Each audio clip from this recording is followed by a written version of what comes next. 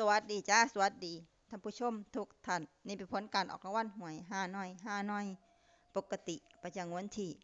17กรกฎาคม2569รางวัลเลข2ตัวรางเลขที่ออก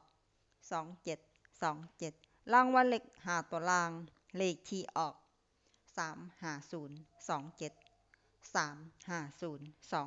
3502735027รางวัลเลข2ตัวบนเลขที่ออก3939รางวัลเลข3ตัวบนเลขที่ออก739รางวัลเลข5ตัวเลขที่ออก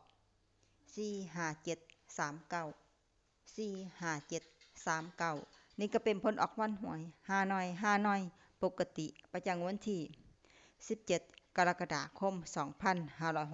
2569ขอให้โชคดีมีชัยถูกหวยฮานอยปกติได้รับเงินกันทุกคนด้วยจ้าฝากไว้ด้วยจ้าSubscribeกดติดตามและเป็นกำลังใจขอขอบคุณทุกท่านที่เข้ามารับชมและรับฟังแล้วมาพบกันใหม่ในผลการออกหวยฮานอยในเวลา 19:30 น.ในฮานอย